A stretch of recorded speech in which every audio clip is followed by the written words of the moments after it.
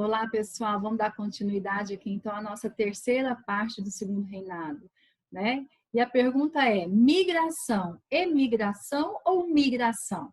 Qual é a diferença, né? Tem diferença? Tem. A emigração, ou a palavra que vem da palavra emigrar, ela se refere quando o indivíduo deixa um país, quando ele sai da pátria.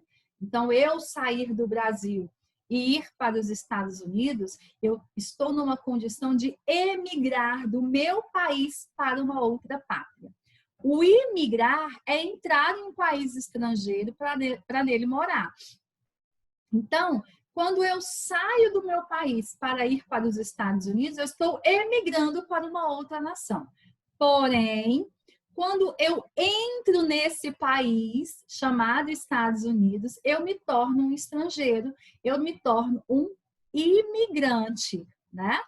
E migrar, ela fala de um deslocamento interno.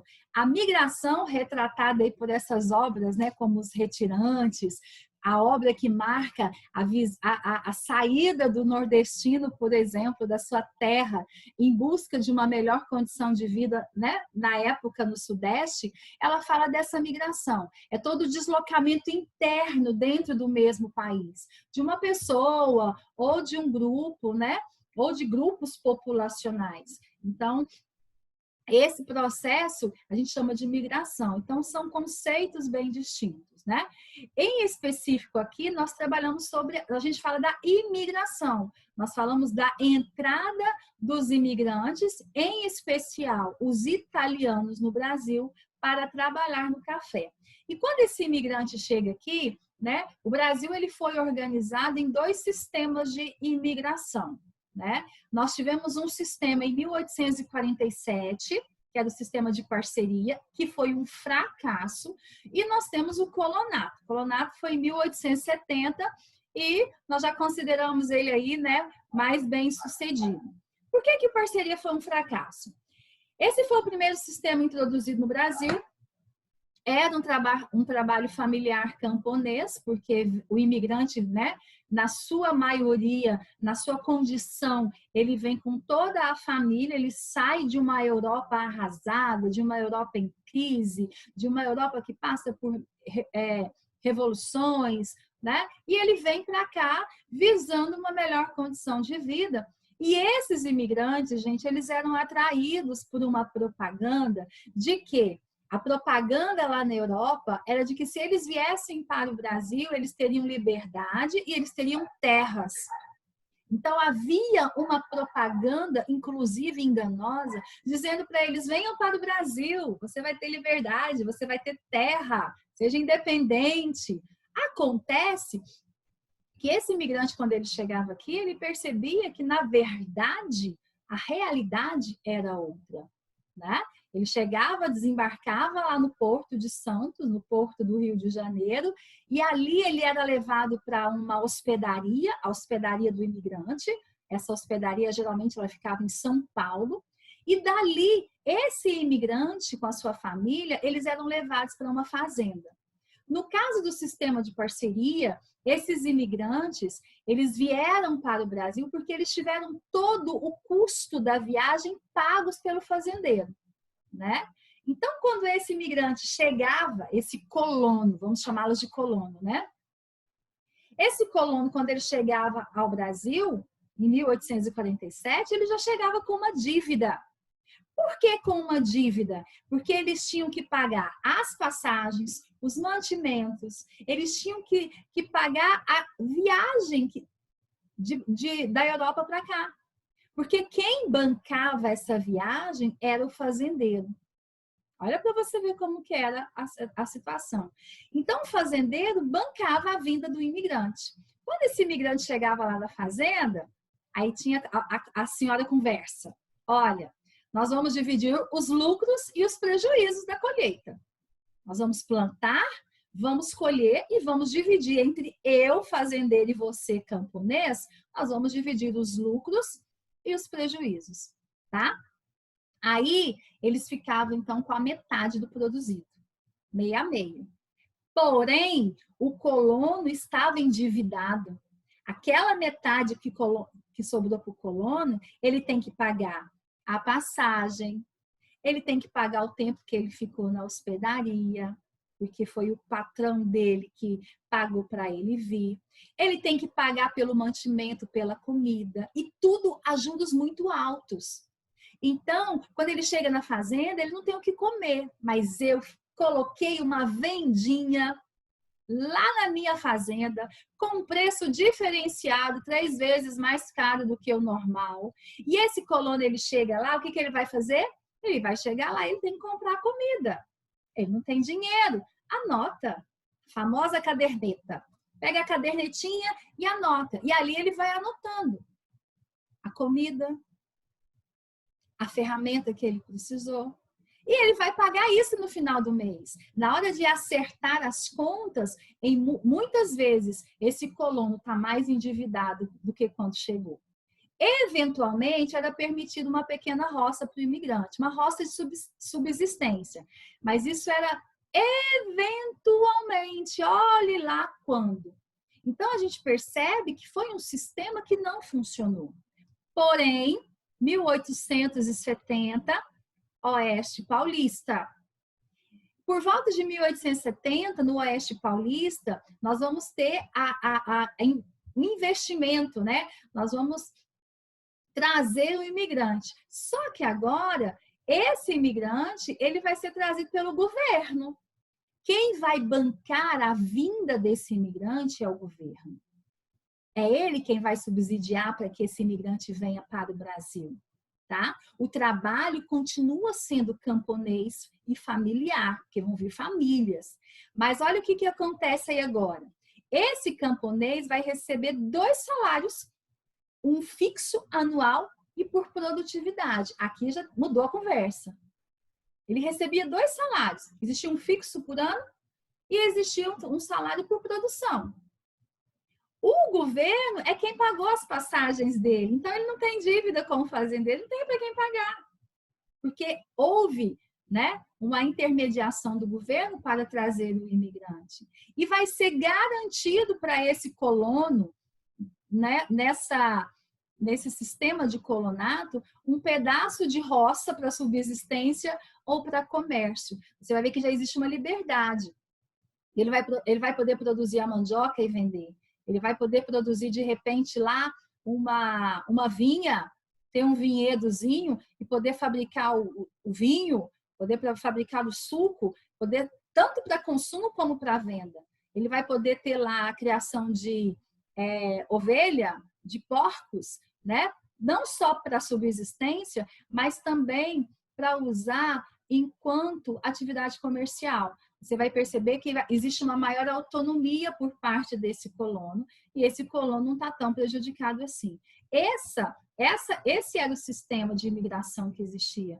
É interessante porque no começo desse processo, e isso vai sendo introduzido em 1847, muitos fazendeiros, pessoal, não sabia nem como receber esse imigrante. Tinha fazendeiro que achava que ia receber o imigrante e ia colocar ele na senzala. Toda uma estrutura, ela vai ter que ser mudada para receber esse imigrante no Brasil, né? Infelizmente, o sistema de parceria fracassou. A gente vê um certo abuso por parte do fazendeiro, mas a gente tem um exemplo de sucesso por parte de um outro sistema que é o colonato, né? Que é o que vai funcionar no Brasil nesse período, ok? E aí a gente fala também da liberdade, né? Quando se fala de liberdade, fala-se da abolição da escravatura, né? Liberdade do quê? Da escravidão. Mas você vai entender que até o processo da liberdade de fato, algumas leis vão sendo criadas aí para ir retardando o famoso, né, 13 de maio de 1888. A primeira lei que aconteceu, né, é a lei do fim do tráfico negreiro. Em 1845 foi decretada a lei Bill Aberdeen, né? Mediante essa lei, havia um apresamento legal pela Marinha Britânica dos navios negreiros de qualquer nacionalidade, julgamento da tripulação infratora. Então, digamos, navio negreiro abordado pela Marinha Britânica, preso. A tripulação desse navio, julgada, porque eles cometeram uma infração, Qual? Eles estavam traficando o negro africano, uma vez que pela lei de 1845 o tráfico estava proibido. 1850, no Brasil, foi criada a Lei Eusébio de Queiroz. Aí nós temos a extinção do tráfico negreiro entre África e Brasil, tá? A entrada dos africanos em território brasileiro vai cair assim, drasticamente, sem falar que o preço desse escravo vai dobrar, né? Para muitos, por causa do valor do escravo, era totalmente inviável a questão do escravismo. E nós vamos perceber que existem contradições nessas leis, porque a Lei Eusébio de Queiroz, de 1850, ela vai proibir o tráfico externo, mas ela não vai proibir o tráfico interno. O tráfico interno entre as províncias, ele vai continuar. Então, nós vamos ver as leis seguintes são 4, né? Nós vamos ver essas leis abolicionistas e as suas contradições. Porque, afinal de contas, o tráfico externo foi abolido, mas o interno não. Aliás, houve um incentivo para que houvesse um tráfico interprovincial. Você vê aqui ó, o desembarque no Rio de Janeiro de escravos que vinham do Nordeste. Então, que fim de tráfico é esse? A segunda lei que a gente percebe uma contradição é a lei do ventre livre. Ela vai libertar os filhos de escravos nascidos após 1871. Mas olha a contradição. A famosa lei do Lei Rio Branco, ou ventre livre, declarava livre todos os filhos de escravas nascidas a partir da publicação dela em 1871.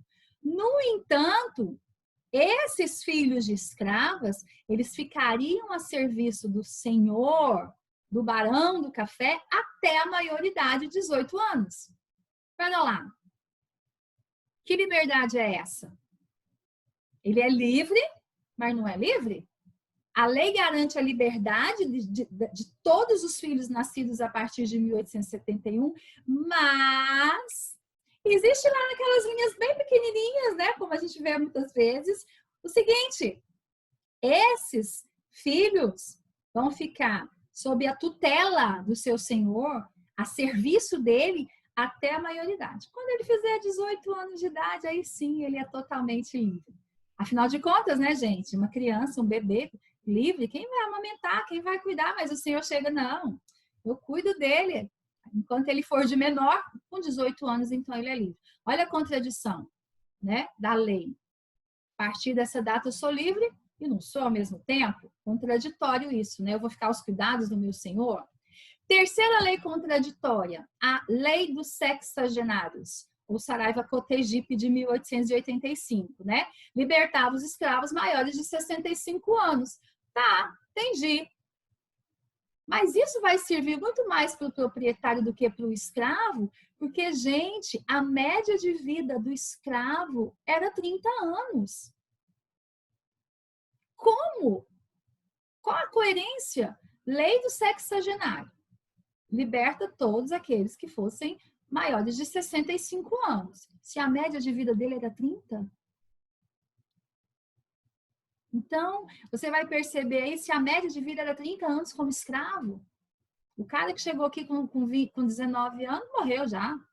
Chegou aqui com 15, 30 anos, 45 e já morreu também. Sem falar aqueles que vão ser castigados pelos seus senhores e muitos castigados até a morte. Sem falar aqueles que trabalharam lá na época da mineração, que ficavam com a metade do corpo na água e a outra metade exposto ao sol, que morriam com doenças, às vezes levado pela água quando rompiam uma barreira, né? Então é mais uma contradição da lei. E a famosa abolição do 13 de maio, onde a princesa Isabel declara extinta a escravidão no Brasil. Isso tem uma forte influência da Inglaterra, porque a Inglaterra queria essa mão de obra livre para torná-la um mercado consumidor. Quem lutou por essa independência, por essa abolição? Homens como Joaquim Nabuco, José do Patrocínio, Raul Pompeia, Luiz Gama, Castro Alves, os famosos abolicionistas, né? Mas, gente, a escravidão não foi só obra das elites. A escravidão, ela tinha tudo a ver com o capitalismo industrial, tinha tudo a ver com a Inglaterra, que via nesse negro uma mão de obra consumidora, né? E essa abolição, ela entra na contradição por quê? ela foi feita sem planejamento, sem nenhuma política de inclusão do negro na sociedade brasileira. E agora, que direção tomar? Para onde ir? Como que esse negro vai ser aceito na sociedade? A gente termina aqui com esse viva a abolição. Aí você percebe qual foi o destino do negro, né? Um dos destinos do negro. Ele continuou sendo discriminado, ele continuou sendo, né, visto como um objeto animado. Ele continuou sendo visto por causa da cor da pele, né, como alguém que serviria apenas para serviços braçais, para serviços domésticos. Assim como hoje, quando nós olhamos em muitas vezes a figura do negro, é o cara, né? É a mulher que serve para ser a diarista, a empregada doméstica, a que mora na favela, muitas vezes associado ao banditismo, né? Essa discriminação, esse preconceito que infelizmente perdura até os dias de hoje. Aí a gente percebe muitas contradições desse processo abolicionista. Na próxima aula, nós vamos encerrar, né, a nossa última parte do Segundo Reinado, falando sobre a Guerra do Paraguai, ok?